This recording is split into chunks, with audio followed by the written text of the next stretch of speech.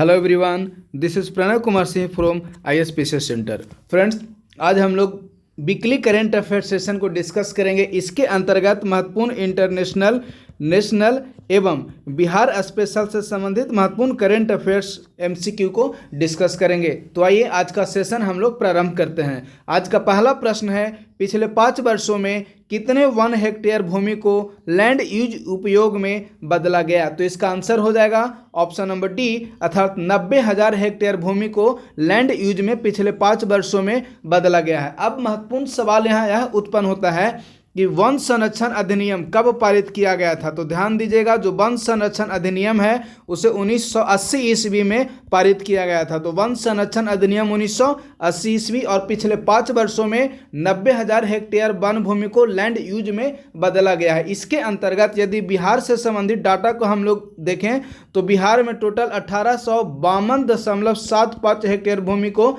Land उपयोग में बदला गया है। चलिए नेक्स्ट प्रश्न की ओर हम लोग मूव करते हैं। तो नेक्स्ट प्रश्न, और जो कि बहुत ही महत्वपूर्ण है, कि हाल ही में ब्रिटिश सरकार द्वारा किसे नाइटहुड की उपाधि से सम्मानित किया गया? तो इसका आंसर हो जाएगा ऑप्शन नंबर बी, अर्थात अमृतपाल सिंह। डॉक्टर अमृतपाल सिंह को हाल ही में ब्रिटिश सरकार द्वारा नाइटहुड की उपाधि से सम्मानित किया गया। अब यदि रिडले स्कॉट की बात करते हैं तो रिडले स्कॉट को हाल ही में ब्रिटिश सरकार द्वारा Order of the British Empire award से सम्मानित किया गया। तो आप लोग याद रखिएगा, Order of the British Empire award से सम्मानित किया गया रिडले स्कॉट को, और डॉक्टर अमृतपाल सिंह को ब्रिटिश सरकार द्वारा नाइटहुड की उपाधि से सम्मानित किया गया। नेक्स्ट प्रश्न है, यूनेस्को एशिया प्रशांत पुरस्कार 2023 में सर्वोच्च सम्मान उत्कृष्ट पुरस्कार से किस प्रसिद्ध स्थल को सम्मानित किया गया है? तो इसका आंसर हो जाएगा ऑप्शन नंबर बी एवं ऑप्शन नंबर सी, अर्थात रामबाग गेट प्लस पंजाब का प्राचीर। इन दोनों स्थलों को हाल ही में यूनेस्को द्वारा एशिया प्रशांत पुरस्कार 2023 में उत्कृष्ट पुरस्कार अवार्ड से सम्मानित किया गया है। इसके अंतर्गत टोटल है वह 12 ऐसे स्थल हैं, विश्व में 12 ऐसे स्थल हैं जिसे कि यूनेस्को द्वारा उत्कृष्ट पुरस्कार अवार्ड से सम्मानित किया गया है, जिनमें भारत से 6 स्थल हैं, इसके अलावा चीन के 4 स्थल हैं और नेपाल के 1 स्थल हैं। अर्थात हाल ही में यूनेस्को द्वारा उत्कृष्ट पुरस्कार से रामबाग गेट और पंजाब के प्राचीर को सम्मानित किया गया है। यूनेस्को द्वारा यह पुरस्कार 2000 ईस्वी में प्रारंभ किया गया था। तो आप लोग इसे भी याद रखिएगा, यूनेस्को द्वारा यह पुरस्कार 2000 ईस्वी में प्रारंभ किया गया था। नेक्स्ट फैक्ट्स को हम लोग मूव करते हैं। तो वह है, हाल ही में गठित 16वें वित्त आयोग का अध्यक्ष किसे नियुक्त किया गया है? तो हाल ही में अरविंद पनगड़िया को 16वें वित्त आयोग का अध्यक्ष नियुक्त किया गया है। अब यदि वित्त आयोग से संबंधित हम लोग कुछ महत्वपूर्ण फैक्ट्स को देखें तो आर्टिकल 280 अर्थात अनुच्छेद 280 के अंतर्गत वित्त आयोग का गठन किया जाता है, और वित्त आयोग के सचिव अर्थात 16वें वित्त आयोग के सचिव हैं ऋत्विक रंजन पांडे। आप लोग ध्यान दीजिएगा, 16वें वित्त आयोग के सचिव हैं ऋत्विक रंजन पांडे, और इस आयोग का अर्थात 16वें वित्त आयोग 31 अक्टूबर 2025 ईस्वी तक अपना रिपोर्ट को सबमिट कर देगा। अर्थात 16वें वित्त आयोग के अध्यक्ष नियुक्त किए गए हैं अरविंद पनगड़िया और इसके सचिव हैं ऋत्विक रंजन पांडे, और 31 अक्टूबर 2025 ईस्वी तक इस आयोग ने अपना प्रतिवेदन सबमिट कर देगा। 280 अर्थात 280 आर्टिकल के तहत वित्त आयोग का गठन किया जाता है।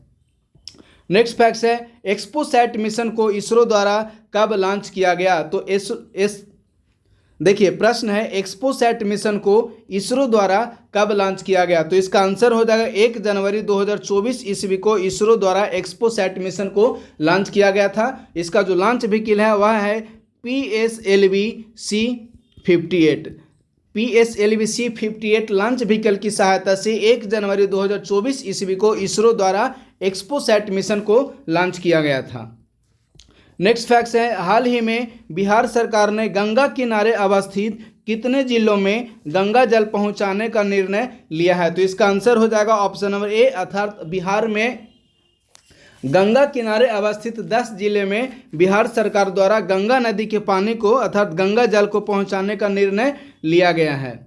नेक्स्ट प्रश्न है, हाल ही में किस देश ने ब्रिक्स प्लस की सदस्य बनने से इनकार कर दिया है? तो हाल ही में अर्जेंटीना ने ब्रिक्स प्लस का सदस्य बनने से इनकार कर दिया है। अब यदि हम लोग ब्रिक्स की बात करें तो ब्रिक्स की स्थापना 2006 ईस्वी में हुई थी और वर्तमान समय में ब्रिक्स में टोटल 10 सदस्य देश हैं। आप लोग ध्यान दीजिएगा, वर्तमान समय में ब्रिक्स में टोटल 10 सदस्य देश हैं और यदि अर्जेंटीना ब्रिक्स में शामिल होता तो टोटल 11 सदस्य होते, लेकिन अर्जेंटीना की इनकार के बाद ब्रिक्स में टोटल वर्तमान समय में 10 सदस्य हैं। इसकी स्थापना 2006 ईस्वी में हुई थी। नेक्स्ट प्रश्न है, हाल ही में विश्व ब्रेल दिवस का आयोजन कब किया गया? तो ध्यान दीजिए, हाल ही में विश्व ब्रेल दिवस का आयोजन 4 जनवरी 2024 ईस्वी को किया गया। अब सपोज यहाँ प्रश्न उठता है कि आखिर विश्व ब्रेल दिवस का आयोजन क्यों किया जाता है? तो लुई ब्रेल की याद में प्रत्येक वर्ष 4 जनवरी को विश्व ब्रेल दिवस का आयोजन किया जाता है और भारत में इस दिवस का आयोजन सामाजिक न्याय एवं अधिकारिता मंत्रालय द्वारा किया गया है। तो आप लोग इसे भी याद रखिए, सामाजिक न्याय एवं अधिकारिता मंत्रालय। तो प्रश्न यदि पूछ लिया जाता है कि विश्व ब्रेल दिवस का आयोजन कब किया जाता है तो इसका आंसर हो जाएगा प्रत्येक वर्ष 4 जनवरी को। चलिए नेक्स्ट प्रश्न की ओर हम लोग मूव करते हैं। तो नेक्स्ट प्रश्न है, हाल ही में सबसे कम समय में एवरेस्ट बेस कैंप फतह करने वाली दुनिया की अर्थात विश्व की पहली महिला कौन बनी है? तो इसका आंसर हो जाएगा ऑप्शन नंबर सी अर्थात सविता महतो। मात्र 64 घंटे में ये एवरेस्ट बेस कैंप को फतह किए हैं। तो आप लोग ध्यान दीजिएगा, सविता महतो। नेक्स्ट प्रश्न है, हाल ही में श्री अन्न अर्थात मोटे अनाज को बढ़ावा देने के लिए AMRUT नामक प्रतियोगिता किस संस्थान द्वारा प्रारंभ किया गया या किस संस्थान द्वारा AMRUT नामक प्रतियोगिता का आयोजन किया गया है? तो इसका आंसर हो जाएगा AICTE अर्थात ऑप्शन नंबर बी। नेक्स्ट प्रश्न को मूव करते हैं। भारत सरकार ने किस वर्ष तक दलहन के क्षेत्र में आत्मनिर्भरता प्राप्त करने का लक्ष्य रखा है? तो आप सारे लोग जानते होंगे कि भारत सरकार ने वर्ष 2027 ईस्वी तक दलहन के क्षेत्र में आत्मनिर्भरता प्राप्त करने का लक्ष्य रखा है अर्थात ऑप्शन नंबर सी इसका सही उत्तर हो जाएगा। चलिए नेक्स्ट प्रश्न को मूव करते हैं। तो नेक्स्ट प्रश्न है, गंगा नदी में फ्लोटिंग लाइब्रेरी का प्रारंभ किस संस्थान द्वारा किया गया?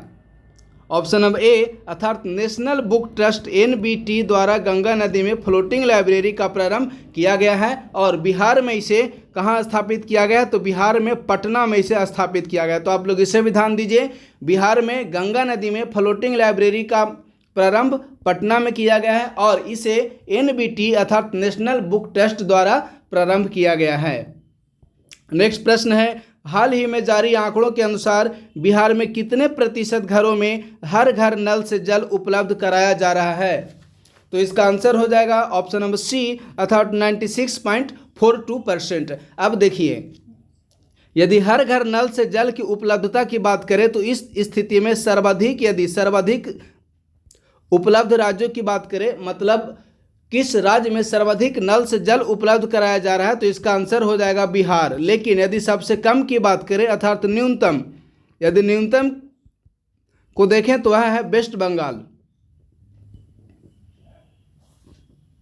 चलिए, इसके अलावा 9 राज्य एवं यूनियन टेरिटरी ऐसे हैं, 9 स्टेट प्लस यूनियन टेरिटरी ऐसे हैं जहां की 100% घरों में नल से जल उपलब्ध कराया जा रहा है। इन यदि 9 राज्यों में कुछ की बात करें तो वह है गोवा, इसके बाद है तेलंगाना और यदि तेलंगाना के अलावा बात करें तो वह है हरियाणा, ध्यान दीजिएगा, हरियाणा, गुजरात। ये सब ऐसे राज्य हैं जहां की 100% घरों में नल से जल उपलब्ध करवाया जा रहा है। इसी प्रकार यदि कुछ यूनियन टेरिटरी की बात करें तो यूनियन टेरिटरी में अंडमान निकोबार द्वीप समूह, इसके अलावा दमन एवं दीव, पुडुचेरी, ये सब कुछ प्रमुख यूनियन स्टेट हैं। चलिए नेक्स्ट प्रश्न है, हाल ही में बिम्स्टेक महासचिव का पद किस भारतीय राजनयिक ने ग्रहण किया है? तो बिम्स्टेक महासचिव इंद्रमणि पांडे बने हैं। ये भारत के राजनयिक हैं जो कि वर्तमान समय में बिम्स्टेक का महासचिव बने हैं। और एक महत्वपूर्ण बात यह है कि बिम्स्टेक महासचिव बनने वाले यह भारत के पहले व्यक्ति हैं। तो आप लोग इसे भी याद रखिए, भारत के पहले व्यक्ति हैं इंद्रमणि पांडे जो कि बिम्स्टेक का महासचिव बने हैं। चलिए, इसके अलावा यदि ऑप्शन के अन्य विकल्पों पर ध्यान दिया जाए तो देखिए, जो दलबीर सिंह सुहाग हैं वह पूर्व थल सेनाध्यक्ष थे। इसके अलावा विनय मोहन क्वात्रा और अरिंदम बागची, तो जो अरिंदम बागची हैं वह वर्तमान समय में यूएनओ का जिनेवा हेडक्वार्टर में भारत के अस्थायी प्रतिनिधि नियुक्त हुए हैं। तो आप लोग ध्यान दीजिएगा, भारत का अस्थायी प्रतिनिधि नियुक्त हुए हैं। चलिए नेक्स्ट प्रश्न की ओर हम लोग मूव करते हैं। तो नेक्स्ट प्रश्न है, भारतीय नौसेना के उप प्रमुख कौन नियुक्त किए गए हैं? तो हाल ही में भारतीय नौसेना के उप प्रमुख नियुक्त हुए हैं दिनेश त्रिपाठी, लेकिन यह जो दिनेश त्रिपाठी हैं वे संजय सिंह का स्थान लिए हैं। दिनेश त्रिपाठी ने संजय सिंह का स्थान लिया है। तो आप लोग इसे याद रखिए, दिनेश त्रिपाठी की नियुक्ति संजय सिंह के स्थान पर की गई है और वर्तमान समय में दिनेश त्रिपाठी जो हैं वह भारतीय नौसेना के नए उप प्रमुख नियुक्त किए गए हैं। अब यदि नेक्स्ट प्रश्न की ओर मूव करें तो नेक्स्ट प्रश्न है, अंतर्राष्ट्रीय विज्ञान महोत्सव 2024 का आयोजन भारत में किस स्थान पर किया जाएगा? तो अंतर्राष्ट्रीय विज्ञान महोत्सव का आयोजन भारत में एनसीआर अर्थात नेशनल कैपिटल रीजन में 17 से 20 जनवरी के मध्य किया जाएगा। आप लोग इसे भी याद रखिए, 17 से 20 जनवरी 2024 ईस्वी में अर्थात 17 से 20 जनवरी के मध्य भारत के नई एनसीआर नेशनल कैपिटल रीजन में अंतर्राष्ट्रीय विज्ञान महोत्सव 2024 का आयोजन किया जाएगा। इसमें टोटल 23 देश शामिल होंगे। 23 देश शामिल होंगे अंतर्राष्ट्रीय विज्ञान महोत्सव 2024 में, जिसका आयोजन भारत के एनसीआर में 17 से 20 जनवरी 2024 के मध्य किया जाएगा। नेक्स्ट प्रश्न है, पुलिस महानिदेशकों का 3 दिवसीय सम्मेलन किस शहर में प्रारंभ हुआ है? तो इसका आंसर हो जाएगा राजस्थान के जयपुर में पुलिस महानिदेशकों का 3 दिवसीय सम्मेलन आयोजित किया गया है। नेक्स्ट प्रश्न है, महाराष्ट्र की पहली महिला डीजीपी कौन बनी है? तो महाराष्ट्र की पहली महिला डीजीपी रश्मि शुक्ला बनी है और ये 1988 अर्थात 1988 बैच की आईपीएस हैं। 1988 बैच की आईपीएस अधिकारी हैं रश्मि शुक्ला, जो कि महाराष्ट्र की पहली महिला डीजीपी नियुक्त हुई हैं। नेक्स्ट प्रश्न है, राष्ट्रीय युवा महोत्सव 2024 के बारे में निम्न में से सत्य कथन पर विचार करें।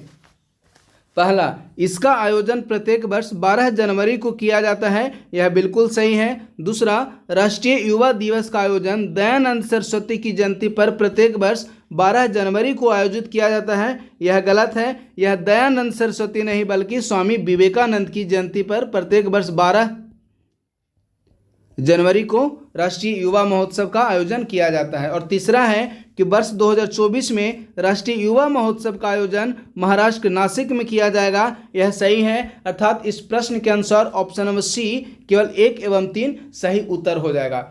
अब देखिए, सपोज यदि राष्ट्रीय युवा महोत्सव से एक इंडिपेंडेंट प्रश्न पूछ लिया जाता है कि राष्ट्रीय युवा महोत्सव 2024 का आयोजन कहाँ किया जाता है, कहाँ किया जाएगा, तो यदि प्रश्न आता है कि कहाँ किया जाएगा तो इसका आंसर हो जाएगा महाराष्ट्र के नासिक में। और राष्ट्रीय युवा महोत्सव प्रत्येक वर्ष 12 जनवरी को ही आयोजित किया जाता है। अब एक और प्रश्न उत्पन्न होता है कि आखिर जो राष्ट्रीय युवा महोत्सव है इसका प्रारंभ कब किया गया था?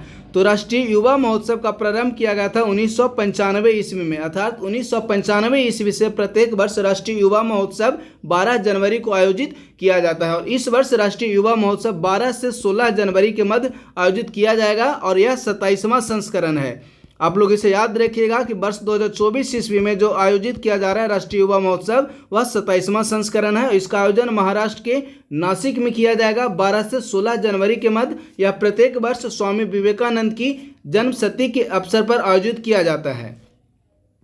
चलिए नेक्स्ट प्रश्न को हम लोग मूव करते हैं। तो नेक्स्ट प्रश्न है, हाल ही में आयोजित किए गए डेजर्ट साइक्लोन सैन्य युद्ध अभ्यास का आयोजन किन 2 देशों के मध्य किया गया या किन 2 देशों के द्वारा किया जा रहा है? तो इसका आंसर हो जाएगा इंडिया एवं यूएई अर्थात ऑप्शन नंबर सी इसका सही उत्तर है। अब देखिए, यह जो डेजर्ट साइक्लोन है यह इंडिया एवं यूएई के मध्य आयोजित किया जाने वाला है पहला संस्करण अर्थात पहली बार वर्ष 2024 ईस्वी में इसका आयोजन किया जा रहा है और इसका आयोजन भारत के राजस्थान के महाजन फील्ड में किया जा रहा है। तो आप लोग इन तीनों फैक्ट्स याद रखिए कि डेजर्ट साइक्लोन हाल ही में पहली बार भारत एवं यूएई के मध्य आयोजित किया गया है और यह पहला संस्करण है और इसका आयोजन भारत के राजस्थान में महाजन सैन्य फील्ड में किया जा रहा है। चलिए नेक्स्ट प्रश्न को हम लोग मूव करते हैं। तो नेक्स्ट प्रश्न है, हाल ही में किस संगठन ने trade policy tools of climate action नाम से एक रिपोर्ट जारी की। तो इसका आंसर हो जाएगा विश्व व्यापार संगठन अर्थात WTO ने। नेक्स्ट प्रश्न है, हाल ही में खबरों में रहा हिम तेंदुआ के संबंध में निम्न में से सत्य कथन का चयन करें। चलिए, तो सबसे महत्वपूर्ण सवाल यह उत्पन्न होता है कि आखिर हिम तेंदुआ जो है वह हाल ही में क्यों न्यूज में रहा, समाचारों में हिम तेंदुआ हाल ही में क्यों रहा। तो इसका महत्वपूर्ण कारण है कि हाल ही में किर्गिस्तान ने हिम तेंदुआ को अपना राष्ट्रीय प्रतीक घोषित किया है। तो इसी कारण हिम तेंदुआ समाचारों में रहा। तो प्रश्न है कि हाल ही में खबरों में रहा हिम तेंदुआ के संबंध में निम्न में से सत्य कथन का चयन करें। पहला, इसे वन्य जीव संरक्षण अधिनियम 1972 की अनुसूची 1 में संरक्षित किया गया है, यह सही है। और दूसरा, लद्दाख एवं हिमाचल प्रदेश ने इसे राजकीय पशु घोषित किया है, यह भी सही है। और तीसरा कि IUCN की रेड लिस्ट में इसे वल्नरेबल के रूप में सूचीबद्ध किया गया है, यह भी सही है। आप लोग इसे याद रखिएगा, बहुत ही महत्वपूर्ण प्रश्न है। पिछले बार अर्थात 69वीं का जो प्रारंभिक परीक्षा हुआ था उसमें एक पक्षी का IUCN स्टेटस पूछा गया था। तो इसी कारण यह प्रश्न बहुत ही महत्वपूर्ण हो जाता है कि IUCN की रेड लिस्ट में हिम तेंदुआ को वल्नरेबल के रूप में सूचीबद्ध किया गया है, यह सही है। अर्थात इस प्रश्न का आंसर हो जाएगा ऑप्शन नंबर डी अर्थात उपर्युक्त सभी। चलिए नेक्स्ट प्रश्न की ओर मूव करते हैं। तो नेक्स्ट प्रश्न है, वित्त आयोग के संबंध में निम्न में से सत्य कथन का चयन करें। पहला, यह संविधान के अनुच्छेद 275 के तहत राज्य के सहायता अनुदान और राजस्व को नियंत्रित करने के लिए एक सिफारिश करता है, यह बिल्कुल सही है। दूसरा, इसका गठन संविधान के अनुच्छेद 280 के तहत किया जाता है, यह भी सही है। और तीसरा, 16वें वित्त आयोग की सिफारिश 1 अप्रैल 2026 ईस्वी से आगामी 10 वर्षों के लिए लागू होंगी, यह गलत है क्योंकि जो वित्त आयोग है वित्त आयोग की सिफारिश आगामी 5 वर्षों के लिए ही लागू होती है। तो ऑप्शन नंबर 3 इस गलत हो गया। अब प्रश्न के अनुसार जो आंसर हो जाएगा ऑप्शन नंबर सी अर्थात केवल 1 एवं 2। हाल ही में केंद्र सरकार द्वारा 16वां वित्त आयोग का गठन किया गया है और 16वें वित्त आयोग के अध्यक्ष के रूप में हाल ही में अरविंद पनगड़िया को नियुक्त किया गया है।